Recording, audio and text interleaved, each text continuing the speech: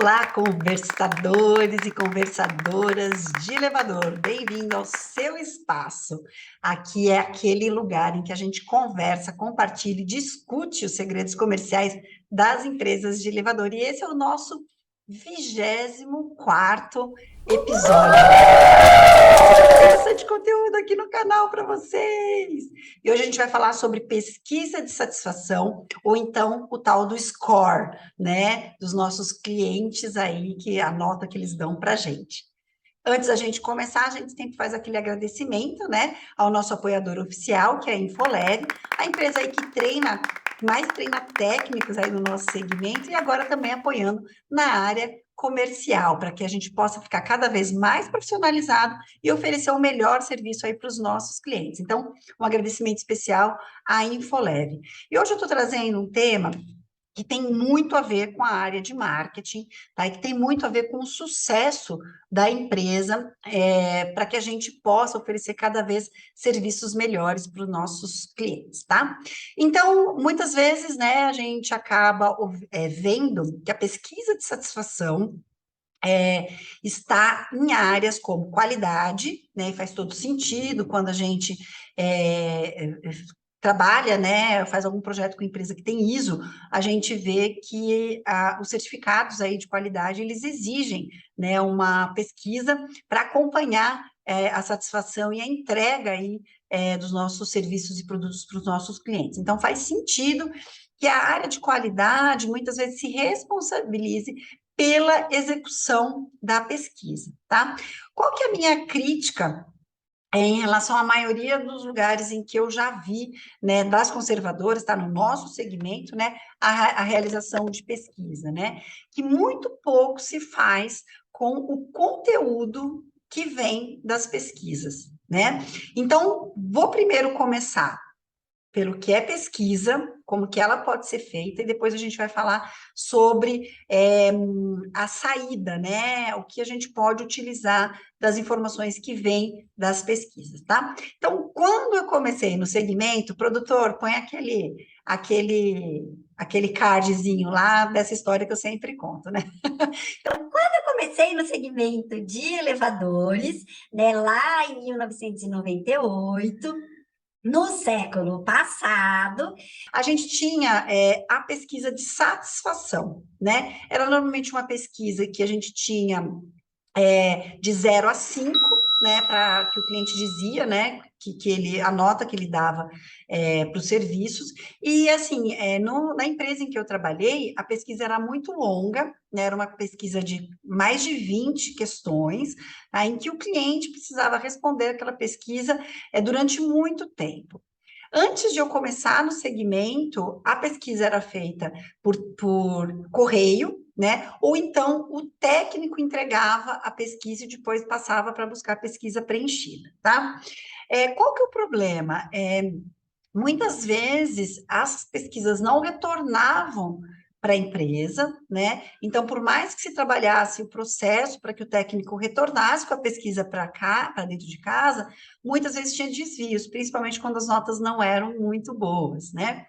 Depois, pelo correio, muita coisa se perdia, porque mesmo o cliente tendo pago, né, a devolução da pesquisa, muitos clientes não devolviam a pesquisa. Então, se perdia bastante, tá? Bom, depois desse começo aí, a pesquisa se manteve com notas de 0 a 5, né? Sendo 5 aí, né, muito satisfeito e 0 muito insatisfeito, né? E passou a ser feita aí por telefone, né? E na sequência por e-mail, quando os e-mails vieram com mais força, né? Por e-mail, o retorno da pesquisa sempre foi muito baixo, né? Então, o investimento aí para que pessoas pudessem fazer a pesquisa. Lá atrás eu vi, e hoje eu vejo também muitas pesquisas sendo feitas internamente, né? Então, tem uma área, normalmente a área da qualidade, ou então um profissional, né, que fica responsável e faz a ligação para o cliente, tá? No caso do e-mail, o problema ainda é o retorno, né? O retorno é muito baixo, né? Então, a amostragem que se define para você conhecer realmente o cliente, né? É baixa, ainda tem muito pouco retorno. E o telefone é mais efetivo, né? Ele consegue achar o cliente, mas muitas vezes não é o cliente que a gente quer opinião. Então, a gente também vai falar sobre isso. Bom, atualmente, a pesquisa de satisfação, ela tem sido substituída pelo score, né? Então, aquele score que o cliente dá para a empresa significa se ele indicaria aquela empresa para alguém. Por que que isso é muito importante quando a gente fala de 0 a 5 ou de 0 a 10, que é a grande diferença de pontuação que a gente vê entre uma pesquisa e outra, mas não é só isso. Vamos falar primeiro de pontuação. No cérebro humano, é muito mais fácil eu conseguir calcular rapidamente de 0 a 10 por ser número par do que de 0 a 5, tá? Então, tem uma técnica, tem um conceito por trás das notas de 0 a 10, né? Então, a gente sabe que o cliente, quando dá 9 ou 10, é porque realmente ele tem alta intenção de indicar aquele serviço para um conhecido, porque ele se sente responsável pela indicação e sabe que não vai ser uma indicação por acaso. E assim, existem algumas diferenças entre a pesquisa de satisfação, que era aquela pesquisa que eu tinha conhecido lá atrás, lá no século passado, e a NPS, que é o Net Promoter Score, tá? Não só a régua de 0 a 5, que é da pesquisa de satisfação, e de 0 a 10, que é a NPS, tá? Existem outras diferenças. Eu entendo que a principal é que a pesquisa de satisfação ela pergunta para o cliente se ele está satisfeito com aquela atividade, com aquele serviço que ele está recebendo. E quando ele fala que sim, que ele está muito satisfeito, não significa que ele indicaria aquele serviço para uma outra pessoa. E é aí que entra a NPS. tá? A NPS, ela traz esse conceito de que pessoas que estão dando nota 10, elas promovem a nossa marca para o mercado. E aquelas pessoas que estão dando de 0, 2, 3, que é muito baixo, elas vão estar contaminando o mercado contra a nossa marca. E isso é importante a gente ter clareza, porque isso é o conceito por trás da NPS. Então, vamos lá. Então, agora a gente vai começar a falar basicamente da NPS, para que a gente possa entender se o envio por e-mail, se a ligação para o cliente, se existem outras formas a gente utilizar, né, a pesquisa em benefício e realmente para melhorar os nossos serviços e os nossos resultados, tá? Então, na pesquisa de satisfação, a gente basicamente queria entender se existia alguma insatisfação para a gente corrigir processos e métodos dentro da empresa. No caso da NPS, ela vai além. Além dela dar informações para que a gente possa atuar individualmente, que a gente possa atuar num processo, num produto que tem causado insatisfação no mercado, o NPS vai dar ferramentas para que a gente possa atuar de uma forma a conquistar mais clientes para promover a nossa marca. Vocês percebem a diferença? Eu tenho visto algumas empresas usando a NPS só para o primeiro ponto.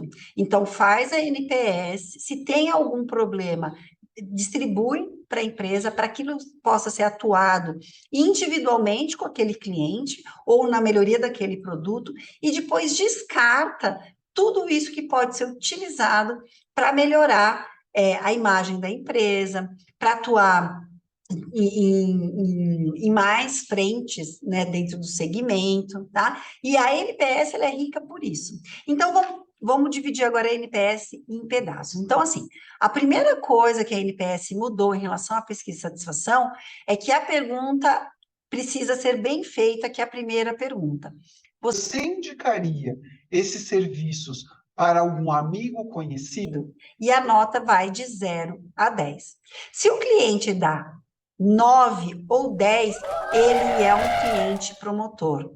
E se ele é um cliente promotor, na sequência a gente vai entender o que leva esse cliente a ser um cliente promotor. E isso vai ser muito importante para que a gente consiga contaminar, né, o mercado, outros clientes, com essas coisas que o cliente percebe que a gente é muito bom, entendeu? Os clientes 7 e 8 são os nossos clientes neutros. E aqui a gente precisa tomar muito cuidado. O cliente neutro não indica você para amigos e conhecidos. Isso significa que existem coisas que deixam ele com o pé atrás, mas ele ainda não tem certeza do que é. E ele está vulnerável para ser atacado por algum cliente, algum concorrente seu a qualquer momento. Então, o cliente 7 e 8, ele precisa ser investigado. Quando uma empresa tem muito 7 e 8, ela precisa tomar muito cuidado. O cliente que dá a nota de 0 a 6, ele é considerado um cliente detrator. Quanto menor a nota, então se ele te dá um 0, um 2, mais clareza ele tem porque que ele está detratando a tua marca. Tá? E aí, isso é uma informação muito importante. Quando nós temos muitos clientes detratores e com notas muito baixas, o cliente está te dando a oportunidade de você tratar aquelas questões individualmente e corrigir essas questões dentro da tua empresa. Então, além de atuar rapidamente para solucionar o problema desse cliente e poder garantir ele na carteira, a gente vai precisar reverter essa visão, essa ideia que ele faz da nossa empresa, porque ele contamina mesmo o mercado. E nós sabemos que uma experiência negativa, ela fica muito mais tempo na nossa memória do que uma memória, do que um acontecimento, do que uma situação positiva. né? Então, quando eu faço visita de relacionamento com algumas empresas que são clientes minhas, eu logo percebo que situações negativas, elas são contadas como se elas tivessem acontecido hoje.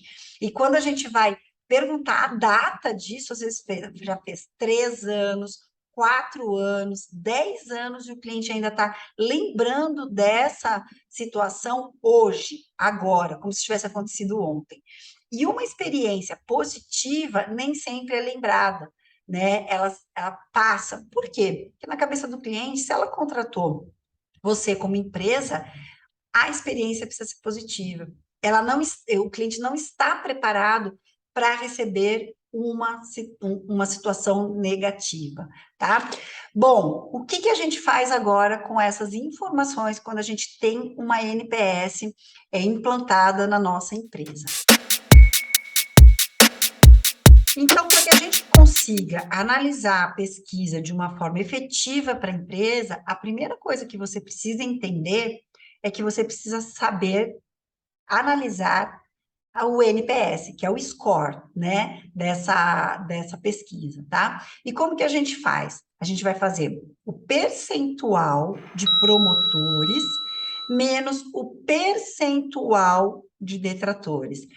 E aí você pode me perguntar, Kátia, o que eu faço com os neutros, né? Os neutros, eles não entram por Net Promoter Score. E por que eles não entram? Porque o importante é eu entender se eu tirando esses detratores, os meus promotores, como que está a situação da imagem da minha empresa no mercado. Então, vamos lá, continha simples para você entender como que a gente faz o NPS para entender esse score, tá? Então, vamos dizer que você fez 100 pesquisas, tá? Lembra que eu falei que a gente vai precisar do percentual? Então, a gente vai ter que pegar a quantidade de clientes promotores, né? E encontrar o percentual considerando o meu universo de clientes pesquisados. Então, se eu fiz 100 pesquisas, eu vou pegar a quantidade de promotores e vou dividir pelas 100 pesquisas e vou encontrar ali o meu percentual. E o mesmo eu vou fazer com o meu percentual ali de detratores, tá? Então, vamos dizer, vamos exemplificar para ficar fácil. Se 100 pessoas responderam a nossa pesquisa e 40 deram notas de 9 a 10, são os promotores, concorda? Tá? E 50 deles deram notas de 7 a 8, 10 deram as notas de 0 a 6, que são os detratores. Então, como que a gente vai fazer o cálculo disso, né? NPS, tá? 40 menos 10 dividido por 100, que é 30%, tá? E aí a gente começa a entender qual que é o NPS da empresa, né? Então, assim, como que a gente sabe se a nossa empresa ela está numa zona de excelência, considerando o conceito de NPS, tá? É um percentual entre 75% e 100%. A empresa possui um alto nível de clientes promotores e quase nada de detratores, tá? Zona de qualidade, percentual entre 50% e 74%. Aí a gente pode dizer que a empresa possui mais clientes neutros e promotores do que detratores, né? Agora a gente começa a entrar na zona de aperfeiçoamento, quando a gente tem de 0 a 49%, que é um grande volume de clientes detratores e neutros. E a zona crítica a gente poderia chamar, que é entre menos 100% e 1% de clientes detratores. Então, assim, quando a gente resolve fazer a NPS, que a gente coloca uma equipe, ou contrata um instituto para poder fazer a pesquisa para a gente vai precisar, no primeiro momento, entender o conceito para eu montar um questionário que me leve a perguntar e a fazer as perguntas certas, né? Então, eu vou começar ali pela pergunta inicial, que é a indicação. A partir do momento que o cliente diz que indica ou não indica, eu vou precisar ter um questionário bem montadinho para entender o porquê. A partir desse momento, eu vou ter duas saídas, no mínimo, para pesquisa, né? A primeira, encaminhar a pesquisa independente do resultado para as áreas envolvidas, né? E tenho que ter planos concretos de ação para resolver questões que a pesquisa traga. Então, eu preciso ter planos imediatos individuais. E eu vejo que aí as empresas falham. Elas encaminham a pesquisa, mas não têm planos. A pesquisa fica esquecida, né? E o segundo ponto é utilizar aquela quantidade de pesquisa feita no período para eu extrair o meu NPS e poder fazer ações mais estratégicas da empresa, né? Será que eu não estou conseguindo comunicar para o meu cliente aquilo que eu tenho de melhor? Será que por uma falha no passado eu ainda continuo recebendo notas baixas? Será que o cliente está contaminado por alguma ação sistêmica que está acontecendo e que por isso ele não consegue me dar notas altas? E eu preciso fazer uma ação com isso. Então, fazer pesquisa de satisfação não é para eu saber como que eu estou na fita. Na verdade, pesquisa de satisfação, ela é feita para que eu possa tomar ações de melhoria, para eu entender como que o cliente me vê e como eu passo a agir daí em diante. Pergunta final para a gente finalizar esse episódio, que ele está ficando grande. Kátia, eu preciso contratar um instituto especializado para fazer a minha pesquisa?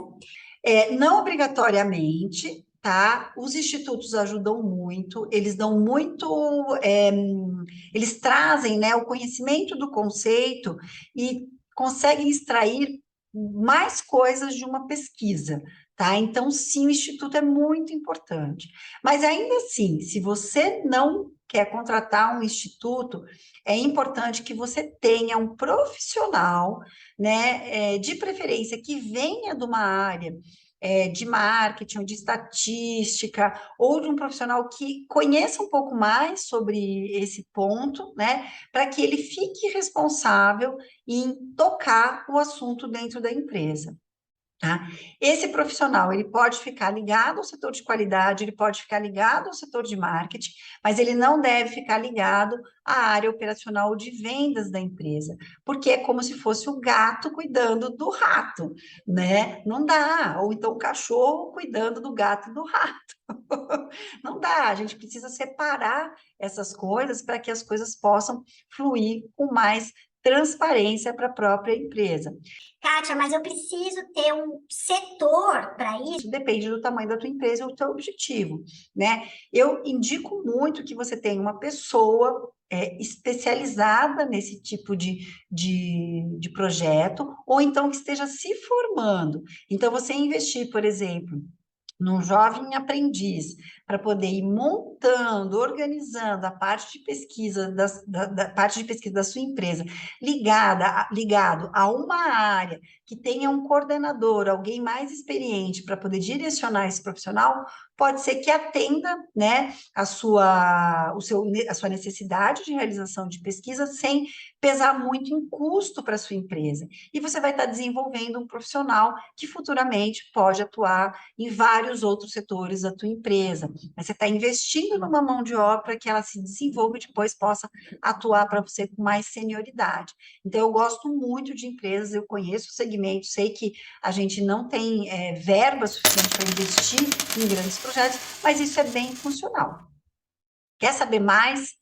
Quer implantar uma área aí de pesquisa bem montadinha, saber como utilizar as pesquisas na tua empresa, poder fazer toda a utilização do potencial de uma pesquisa na tua empresa, fala comigo, né? Eu fui responsável pela mudança da pesquisa de satisfação pela NPS numa das grandes multinacionais do nosso segmento. Eu fui, inclusive, para a Suíça para aprender, né, todo esse conceito, essa estrutura.